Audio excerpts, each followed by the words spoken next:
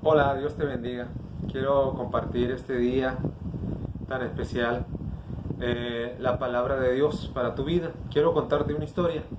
Quiero contarte una historia que está en el libro de Jonás, en el capítulo 1, el 2, el 3 y el 4. Los 4 capítulos que tiene el libro de Jonás hablan de una historia en particular, de un hombre y acerca de su forma de ser. Y quiero hacer una oración para empezar. Padre, en el nombre de Jesús, te pido que tú toques este tiempo, Señor, nuestras vidas, y que tú nos ayudes, Señor, para ser claros, Señor, en lo que vamos a hablar en la palabra en este día, en el nombre de Jesús, y que llegue a nuestros corazones y nos ayude a cambiar nuestra manera de pensar. En el nombre de Jesús, amén. Muy bien, quiero contarte una historia de un hombre que tenía un deseo de encontrar un trabajo. Esta historia la escuché en un sitio de internet, en un video, y me gustó y me gustaría compartirla. Esta historia habla acerca de un hombre que quería, como dije, tener un empleo y fue al lugar solicitado donde había una vacante y todos los jóvenes que estaban de aspirantes estaban ahí sentados en la sala de espera, esperando que fueran entrevistados por el gerente de recursos humanos. Y uno a uno iban pasando, y cada uno que iba pasando traía su portafolio repleto de documentos, de experiencias, de todo lo que había logrado en su trayectoria. Este joven cada vez se sentía más nervioso porque no tenía mucha experiencia y no tenía muchos estudios tampoco. Entonces, el gerente empezó a preguntarle a las personas acerca de lo que sabían hacer y todo eso. Y uno a uno fueron saliendo y les decía la misma frase que se dice: nosotros te llamamos si es que sales tú contratado. Total que llegó el turno al último joven, y este joven se sintió menos que los demás porque todos estaban muy preparados, hablaban entre ellos de que la preparación que tenía. Entonces, cuando este joven entra con el gerente, le dice el gerente: dígame usted, ¿qué sabe hacer? Y este joven dijo: bueno, pues lo que yo sé hacer es hacer caso. Sé hacer caso. Y el gerente se quedó pensativo y le dijo: contratado. Está usted contratado. De aquí en adelante es suyo el puesto. Este joven se quedó pensando: ¿cómo tan así tan fácil? Sí, le dijo el gerente. Lo que pasa es que aquí vinieron muchas personas muy preparadas, pero nadie estaba dispuesto a hacer caso. Nadie estaba dispuesto a someterse a la voluntad del jefe, y a veces eso resulta más complicado que lo que su capacidad da. En esta ocasión, le dijo el gerente, estamos buscando que tenga una mayor disposición que una mayor capacitación, porque la capacitación la va a recibir, pero si no hay disposición no la va a tener. Y esta historia habla acerca de eso, de hacer caso. Así se llama el sermón: haz caso, haz caso. En el capítulo 1, versículo 1 de Jonás, dice: vino palabra de Jehová a Jonás, hijo de Mitai, diciendo: levántate, ve a Nínive, aquella gran ciudad, y pregona contra ella, porque ha subido su maldad delante de mí. Es una instrucción muy clara, muy clara. Ha subido la maldad delante de mí. Y como en otras ocasiones, Dios se revela a este profeta y le dice, perdón, oye, Jonás, ve a este lugar y te voy a mostrar que les digas. Dios habla a través de nosotros, a través de su palabra, y Él espera algo, espera que nosotros ejecutemos y llevemos a cabo esa palabra para nuestra vida. Y este hombre que recibió una instrucción clara sabía que era Dios quien lo estaba hablando, mas sin embargo hizo todo lo contrario. Le dijo el Señor: ve a Nínive, y este hombre se fue a otro lugar totalmente contrario, se fue rumbo a Tarsis. Y cuando iba a ese lugar, estaba pensando que estaba escuchando o pensando que se estaba alejando de Dios. Y estaba en total desobediencia. Y no sé si te has preguntado si alguna vez has estado en una situación similar, donde solamente por dar lo contraria haces las cosas que no te corresponderían hacer, o lo contrario que tenías que hacer lo haces solamente por maldad. Espero que no, pero me he encontrado con personas que si les pides un favor te dicen no, porque me lo pediste, entonces voy a hacer lo contrario, nada más por maldad. ¿Qué historias vemos, verdad? Sin embargo, así sucede.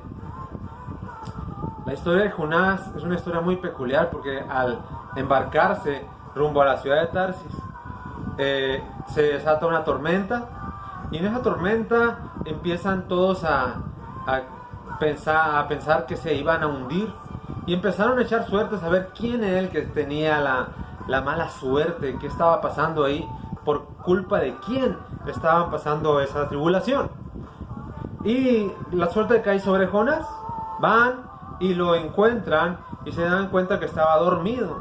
Estaba dormido este hombre, porque sabía que estaba queriendo huir de la presencia de Dios, cosa que no se puede.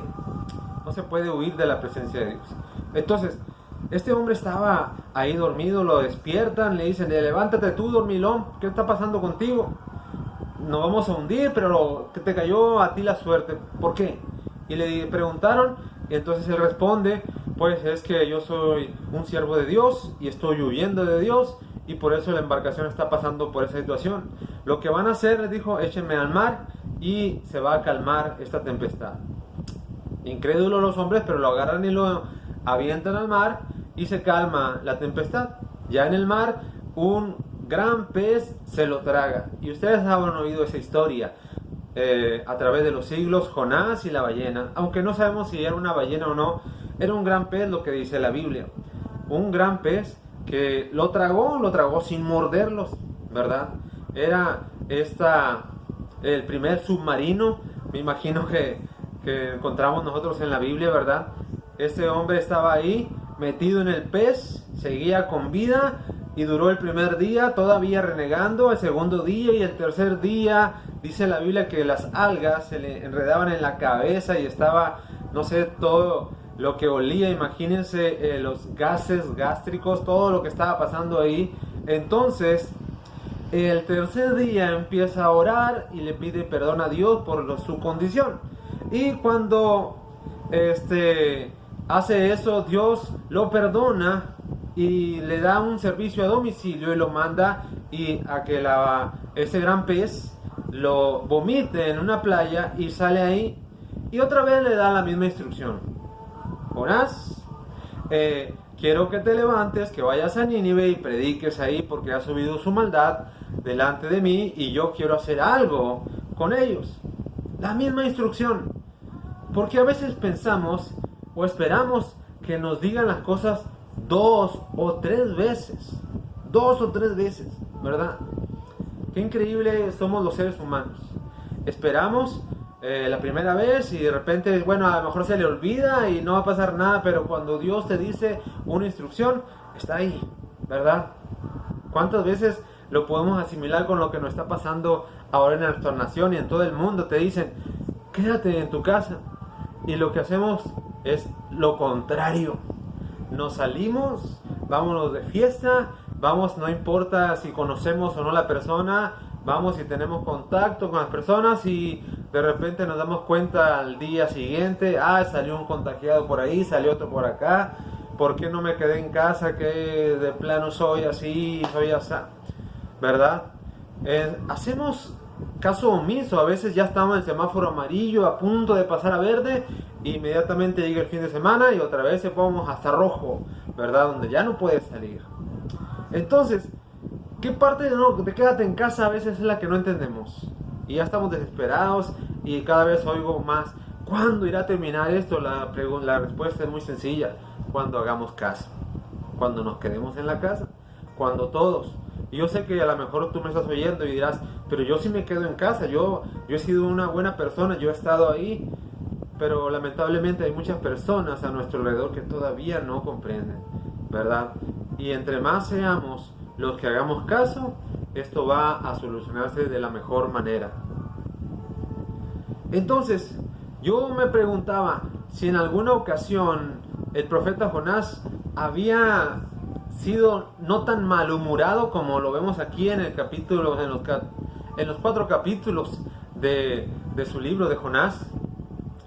Y me encontré que en el tiempo del rey Jeroboam, hijo de Joás, había profetizado una palabra de que Dios iba a restaurar a Israel porque ya estaba el Señor otra vez a punto de quitar de la tierra el linaje de Israel, pero Dios, por medio de que hay alguien que intercedió, dice en 2 de Reyes capítulo 14 versículo 25, una parte dice: conforme a la palabra que Jehová tu Dios dio a Israel, la cual él había hablado por siervo de Jonás, hijo de Amitai, profeta.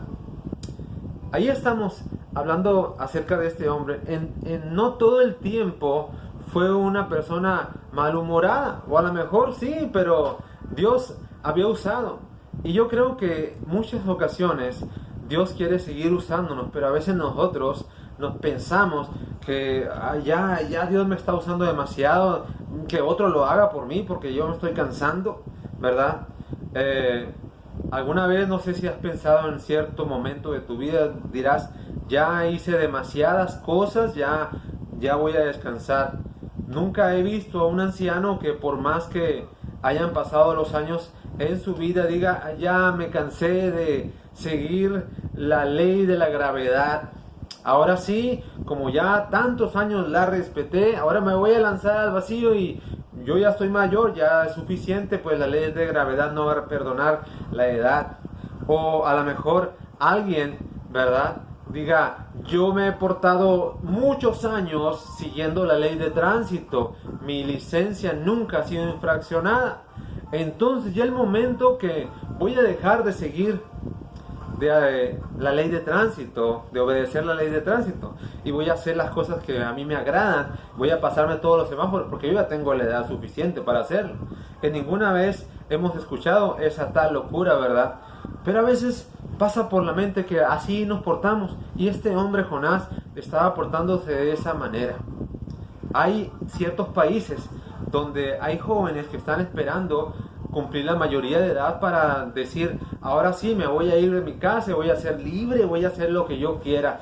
Cuando en realidad, en cuanto se van de su casa, en cuanto ellos dicen: ya soy libre, ya tengo todo, empieza la verdad una esclavitud mayor que la que tenían en su casa, porque ahora tienen que pagar la luz, tienen que pagar el teléfono, tienen que pagar el carro, tienen que pagar la gasolina, el internet, la comida y todas las cosas que antes eran gratis en su casa. Mas sin embargo, somos necios, pensamos: ya es tiempo que yo tenga una libertad, ¿verdad? Una frase que escuché por ahí que dijo a alguien: ¿qué es la libertad? Dice: estás soñando con no perderla, y cuando la ganas pierdes todo lo que habías tenido, porque ahora ya eres una persona libre supuestamente, pero con muchas cosas que te atan, porque esa libertad no viene sola.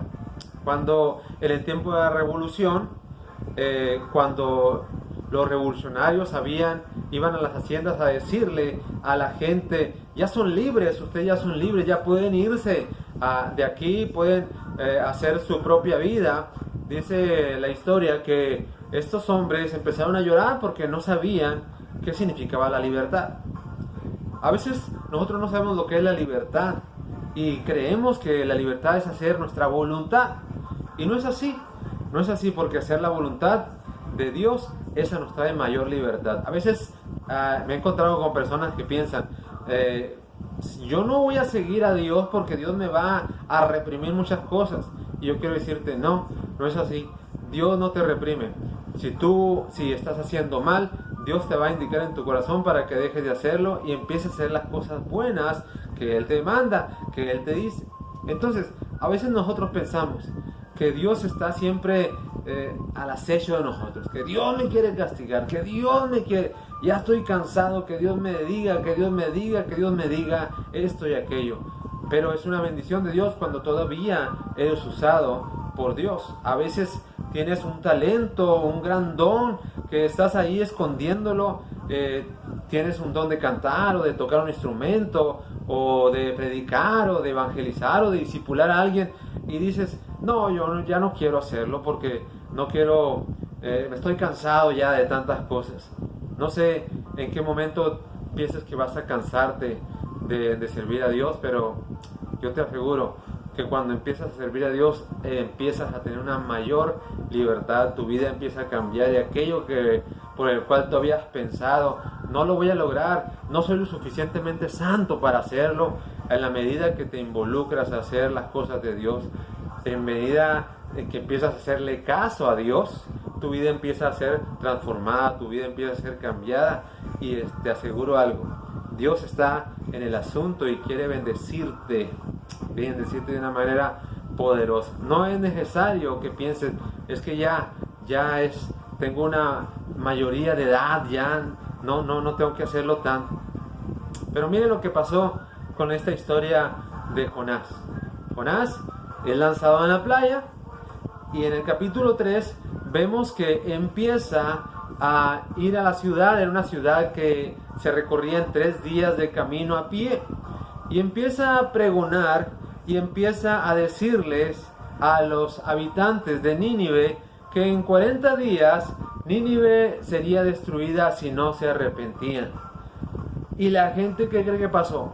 Empezó a arrepentirse de sus pecados, empezó a cambiar, empezaron a clamar a Dios y el Señor perdonó su ofensa, perdonó sus pecados. Nínive era una ciudad muy violenta. Nínive era una ciudad donde había mucho tráfico, había un pecado que subía delante de la presencia de Dios, como lo vemos ahí. Tanto que Dios tuvo que intervenir diciéndole, tengo que mandar a mi profeta para avisarles. Y aquí no soy profeta, pero quiero avisarte. Si tú no cambias tu manera de ser, si tú no modificas tu conducta, si no empiezas a cambiar aquellas cosas por las cuales tú sabes que siempre te ha ido mal, que siempre no te ha dejado cosas negativas, si no las cambias, vas a terminar mal. Y no solo eso, miren lo que pasaba. Jonás estaba allí predicando y estaba diciéndole a la gente que se arrepintiera, pero si él se callaba, hacía mal a las demás personas porque iban a ser destruidas. ¿Cuántas veces nosotros nos callamos por decir, no, yo creo que ya no es necesario que yo lo diga, cuando Dios está diciendo, dilo por favor? Y eso retumbó en mi corazón también para este mensaje, que en otras ocasiones ya lo había compartido, pero un mensaje que cada vez que lo escucho, cada vez que alguien habla de Jonás, me habla a mi vida diciéndome, tienes que ser obediente, tienes que hacer caso a la voluntad de Dios, porque Dios quiere modificar tu vida y hay personas, ¿verdad?, que están a tu alrededor que necesitan escuchar un mensaje. A lo mejor pensarás, yo no le hago mal a nadie, yo no le hago mal a nadie. Me acuerdo de una persona que conozco que decía, yo puedo tomar y tomar y yo no le hago mal a nadie. Mas, sin embargo, este hombre a mitad de la noche, casi muy noche,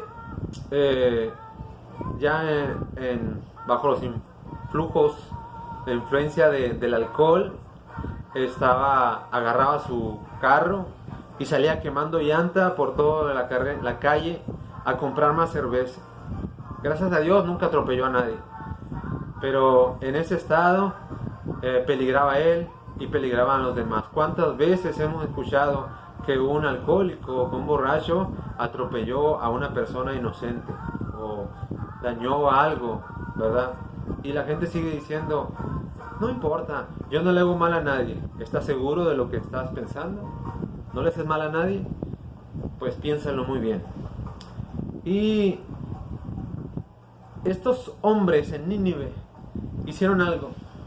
Le pidieron perdón al Señor y fueron restaurados. ¿Sabes qué? Empezaron a ayunar y el rey de esa ciudad declaró que nadie iba a comer, ni siquiera los animales.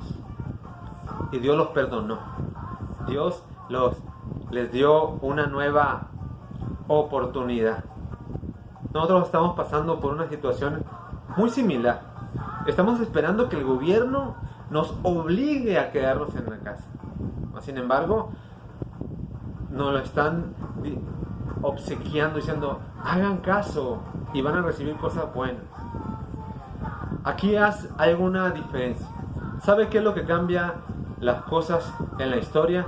Los hombres y las mujeres que empiezan a interceder. Un intercesor es una persona que cambia la historia.